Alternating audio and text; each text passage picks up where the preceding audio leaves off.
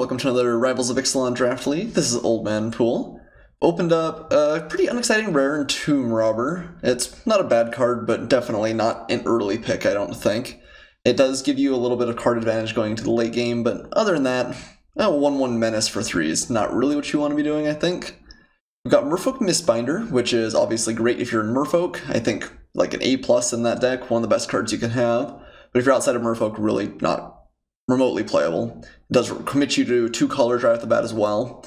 I think we're picking up a 2-colored card that's better than Stormfleet Sprinter. We've also got Goblin Trailblazer, which is pretty solid, Impale, which is pretty solid, Dusk Legion Zealot. Impale is probably the straight up, it might just be the correct pick here. Mistbinder I think has more upside. I think I'm probably going to take it here. I do like the Merfolk cards in the format if you can cut them pretty aggressively. If there are 2 Merfolk drafters at the table, it's pretty bad for you. I think actually maybe one of the worst things we could do or have happen is someone else first pick a Mistbinder at the table, then we're both kind of fighting for it. But assuming no one else goes into this archetype, this is very good. This pack is considerably worse. We have a Guildgrowth Stalker, which is fine. Overgrown Armasaur, Jadebearer, Spirewinder in blue-green. Jungle Creeper I think is just okay, and black-green is not really where you want to be. Skymarcher Aspirant is quite good. Is it enough better than a Guildgrowth Stalker that we should consider swapping colors? I think I'm just going to take the Guildgrowth Stalker. Like I said, I'm going to try and play the Mistbinder if we can, and that means cutting the other Merfolk cards pretty aggressively. Ooh. So, Riverwise Augur, I guess? There's some really good red and white in this pack. Goblin Trailblazer, Martyr of Dusk, and Frilled Dustbitter, and Suncrested Pterodon are all pretty good, although the Pterodon kind of fits in a different deck. Guess we'll just take Riverwise Augur. I mean, Sworn Guardian's kind of unexciting, so is the Frillback. This is, like, card advantage. This is a good card if you're in Merfolk. It's a little bit high on your curve, but I think it's not unreasonable either. Okay, well, Merfolk may be drying up for us a little bit. This may have just been a pack that didn't really have much, but I think out of this, what are we taking? Stormfleet Swashbuckler is fine. Mutiny may be just better, though. We've also got, like, we just take a Rozka Frillback and continue to cut green. Also, I guess maybe that's correct. There's nothing really very exciting in this pack. I would be disappointed if we play the Frillback in a Merfolk deck, though, so maybe we should just pick up something else. I think I'm actually going to take Mutiny. On the off chance that we do end up in red, this card has been very impressive to me. And I think Frillback is just very unexciting if you're in Merfolk. I don't think we're going to miss not having that card. So this is a little bit off in a different direction, but it's good. Ooh. So we're getting a couple of pretty strong cards here outside of Merfolk. We've got Reckless Rage, Sadistic Skymarcher, some other stuff. Skywire's Devotion is probably, I guess, the 3rd best card in the pack. I think we're just going to take Reckless Rage. Sadistic Skymarcher is good, but we just picked up a Mutiny, and Reckless Rage I think is probably at least as good as Skymarcher, or maybe even better. Probably depends a little bit on which deck you're playing, but I like Reckless Rage a lot. Seeing 1/5 pick I think is probably a little bit of a signal. Here's maybe where we need to start making our decisions. So we have like a River Darter, which is a fine Merfolk playable. We also have Shake the Foundations, which I think is quite good if we do end up in red. And Hardy Veteran, which is perfectly fine. Probably Hardy Veteran would be played if we end up in green-red or blue-green. River Darter is not bad, it's just not like crazy exciting either. I think I am still going to take it. We're going to try and keep the Merfolk dream alive. But that Shake the Foundations is another signal that maybe red is where we should be. And on the other hand, that's a late Crashing Tide. It's also a very late Reaver Ambush. It's kind of a surprise. I think this card is pretty premier. But Crashing Tide is very good if you're in Merfolk. Very happy to pick this up. I think that is a little bit of a signal as well. Not much for us here. I guess I'll take a Goblin Trailblazer and again kind of keep that hedge into red. We've got some pretty good white cards. There's a late Moment of Triumph, Squire's Devotion, Raptor Companion's obviously playable, but it's not impossible that we end up in like red-blue. Although someone took the Sprinter, so I imagine someone else is trying to make that work, or at least considering it. Yeah, I don't love our position right now. it does feel like there's probably another Merfolk drafter at the table, and splitting your cards can be pretty disastrous. Well, actually, sorry, I guess I was one pack too early. So the Stormfreak Splinter did wheel. I think I'm going to take that over Jadebearer. I think this card's pretty unexciting even in Merfolk. We also have a Plummet. We could just end up being like a pretty reasonable red-blue deck. Red-blue isn't my favorite archetype to be in, but if it's open, right? Moment of Triumph over Jadebearer. I don't think we're likely to play white. I guess we'll take Jadebearer. And it may be that we kind of decide which direction we're going off of our first couple of picks in our second pack. Hey, the Frillback Wield. Guess we'll take that over a Shatter. And I don't think we're playing any of the black cards. I don't really like Strider Harness, although if you're really, really aggressive, it actually sometimes isn't terrible. It's not what you really want to be doing with your 3-cost, like your 3-drop slot. But if the game goes late, sometimes just giving haste to one more creature just knock through for the last couple of points of damage is worthwhile. I think we're far away from Gleaming Barrier. I don't think that's the kind of deck we're building right now. But Plummet is great. And Dark Inquiry. This is a card I'm really happy to have in my sideboard if I'm in a black deck, but never something that's crazy exciting either. Whoa! So we open Tetsamok. This is a little bit rough because we're in so many different colors already. Black did seem a little bit open. That means that probably someone else has slid in yet now. Tetsamok is just absurd. Like, gotta be one of the best cards in the set, if not the best card in the set. I think we just have to take it, and then we just turn into doing everything we possibly can to play Tetsamok. Which means we have to be really, really aggressive with our picks from here on out. I think that is correct. This is just such an upside. If you have this in your hand, 9 times out of 10 you're winning that game. Ow. Yeah, we're really poorly set up, but I think we have to take the Tetsamok. Crescent Herd Collar would be good. Neilte's Raptor. Even if we were a Merfolk, Silver Gold Adept's great. I think Tetsamok is just that strong. Okay, so with that in mind, which direction are we going with colors? We're not playing Stormfleet Sprinter or Mistbinder, which means red's maybe our most exciting next color. Could take just like Waterknot here. Let's see. You could take Oathsworn Vampire, something that would get played for sure. So is Fathomfleet Border. They're both not as good as something like Waterknot, but that commits us away from our other colors. I think green looks as weak as we could have, so I think we're probably either blue-black or red-black. Having Tetsamok encourages a little bit slower play, so maybe just Waterknot is correct. Trailblazer's close to as good, but I guess maybe Waterknot's just better. We just have a little bit better removal already in red. I guess we'll take Waterknot. Ooh, well, Deeproot Elite would have a pretty good for a Merfolk deck as well. I still don't hate picking Tetsamok. Not much for blue here. I mean, Sea Legs I guess is fine, but I don't think it's something we want to pick super early. Sea Red is good if you're very aggressive. I don't think there's any black here we're real excited about. I guess we'll take Sea Red over Sea Legs. C and C. That's kind of funny. Okay, actually, Deadeye Brawler coming around this late's probably a good enough sign. Alright, I think we're going to call it. I don't think we can play around too much more. We're just going to say we're blue-black and not look back here. Raging Register obviously would be pretty good if we ended up green-red of all the different color combinations we could have put together. But Deadeye Brawler's really solid. Protean Raptor. Also got a Deadeye Rigcaller, Crashing Tide, and a Dusk Charger. Protean Raider is very good, although I'm not really confident we can play it. There is a blue-red land potentially coming around. We passed it last pack, 2 packs ago.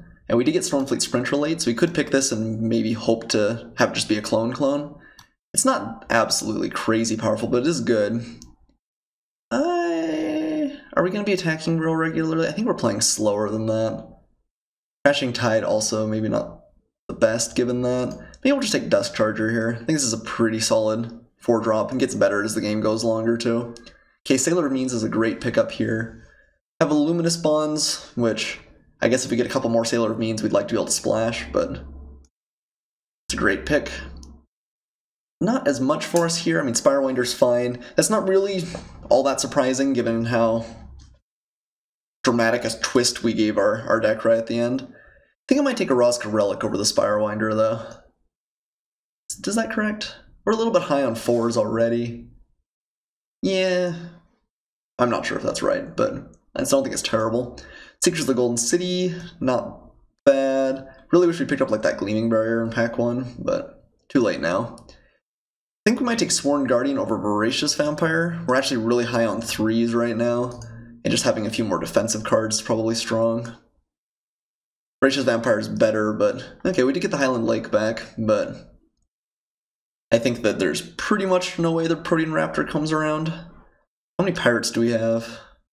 Couple. Hopefully pick up maybe a couple more. I guess that's probably enough better than Fathomfleet Border, since this Oathsworn Vampire is quite bad. Well, we'll see if this punishes us too terribly. Like I said, I do think Tetzimoc is a card worth, probably the only card in the set worth making such a dramatic shift, but it is good. Quite good. I don't think we, well, I guess maybe we do play Relics. Worst comes to worst, they're something that cantrips. It's pretty unexciting, but yeah, the rest of our deck looks pretty bad. Deadeye Roller wasn't a good pickup. Sailor of Means, I mean, we got Water Knot. We're not terrible, but we passed like a couple of Impales. We could have had Reaver Ambush. There could have been a bunch of cards that we'd be pretty happy with. Which we are just not going to see, unfortunately. No respect for the Legion Conquistador, I see. Yeah, I think this third pack's going to have to be pretty good for us to put together a deck we're happy with. Right now we have 11 playables we want, which means that we'd have to find 12 out of this next pack. That's a pretty high bar. But Tetzimoc is very good. I don't think the Merfolk deck probably would have come together. We did have a lot of signals in red. We maybe could have seen something there. Alright. Out of this pack, March of the Drown's just kind of okay. Deadeye Tormentor's just kind of okay. Cancel Headwar Sentries and Perilous Voyage. I guess we'll take Perilous Voyage here. Yeah, not the most amazing first pick, but a good card. Definitely something we're happy to play in the deck.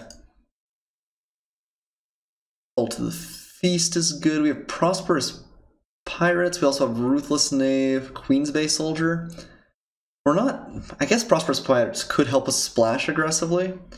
What would we be splashing? Things like Divine Verdict, Mutiny, Reckless Rage. It's okay. It would help fill out our playable count. We might just want Queen's Bay Soldier, though. We just need some 2-drops. Yeah, I think that's probably actually better. And things like Ruthless Knave, I think we just need more interaction early on. The Queen's Bay Soldier, I think, is a good pickup. Ooh. Some good cards for us here. There's another Prosperous Pirates, but I think we're going to let that go by. I think I'm just going to take Wanted Scoundrels. This is a very, very good aggressive or defensive body. If they have something like Lightning Strike, it can be a pretty big blowout, but if they can't just kill it, you're very happy. Skymarch Bloodletter, also a pretty solid card. Probably play, we'd probably play Pirate's Cutlass in this deck, right? Make Sailor of Means pretty good. There's cards that would be happy to carry it, but Wanted Scoundrels is great. Like I said, we really do need to fill out that 2-drop slot. Okay, well, I mean, we're 3 cards in, and we've picked up 3 cards we're pretty happy with, and also all good curve fillers, so... Ooh, Walk the Plank versus Wanted Scoundrels versus Shipwreck Looter. I want all these cards. We're just going to take Walk the Plank, though. We don't have any absolute removal at this point, and Walk the Plank is quite good. Alright, I feel like we're doing okay in this pack. We're getting hooked up a little bit. Do we want Headwater Sentries or March of the Drowned? I think Headwater Sentries, actually. March of the Drowned is obviously great with Tetzimoc if they kill it, but I think if you resolve Tetzimoc, you're winning anyway. And everything else is just kind of okay. I don't know. And maybe it's incorrect. Maybe that should have just been something you passed there. But this card is... it's just stupid. Like... I don't know. If we can have any sort of shell that survives around Tetzimoc, I think we're not unhappy playing it. Okay, so kind of a close pick actually here. I do like Water Trap Weaver a lot. Obviously better when you're in a more tempo, like aggressive shell, but I think it's fine outside of it. We'd rather just have a Queen's Bay Soldier still, though. I think we might just still want defensive bodies. Right now we've got 1, 2... I guess we've only got three 3-drops, plus some relics. I still like the Queen's Bay Soldier, though. Lookout's Dispersal or Skittering Heartstopper. We have a decent number of pirates, not tons, though. Lookout's Dispersal... I mean, it's always okay on 3, but it's obviously much, much better at 2. I think we'll play it, though. I think it's okay. I do like Skittering Heartstopper well enough, but Dispersal I think's a good pickup. Do we have stuff that works with favorable winds? I don't think so. We basically... Do we have any flyers? Yeah, not enough to be excited. Stormfleet Spy is pretty okay. Probably better than Siren's Ruse. We don't have tons and tons of pirates. We do have some good enter the battlefield abilities. I guess Sailor Means. Maybe that's the only one that is really great. I guess Riverwise Augur also draws you a card. I think I'll take Stormfleet Spy here. Deadeye Tormentor, March of the Drowned, or another Headwater Sentries. We do have some 2-drops now. Maybe Tormentor ends up being okay. I don't want to have one March, though. I don't really hate that. Gets back some good cards. Not much here. I guess Call to the Feast is the most powerful card. Maybe we would try and splash. Don't think so. No, we did get a Prosperous Pirates, though. So I think we are. I mean, we've made it. We're up to 23 playables. Shipwreck Looter's not bad, too. Okay, I think we got there. It was definitely close, though. I'm not sure. It's close, and I think that there's a lot of pretty filler cards in our deck. But filler cards will still win the game if you can cast a Tetsamok, so... So we're blue-black with like a slight ascend strategy. Definitely kind of feeling controlling. Do we want to cut any of our creatures? I think I kind of want all of them. Do we want 17 lands? I think we probably do. We do have Sailor Beans and Prosperous Pirates. We could try and splash something like Reckless Rage. I guess we only have 2 Treasure Makers, though. Maybe not. Fantastic. I think we're gonna cut one of these relics for sure. Is there anything else that we'd rather play? I mean, like Dark Inquiry's pretty unexciting. Negates, kind of unexciting. I guess maybe main deck Negate's not terrible. Is it better than another relic? The ramp effective relic is just, I don't think, gonna be very relevant for us very often. And I guess something that cycles like way late in the game is pretty unexciting too. I think I'll probably play Negate over everything else here. Not something you really hope to main deck, but there are good targets for it in the format. We'll sideboard it out if it feels like there's nothing that it hits, but frequently you can snipe a removal spell or something. Alright.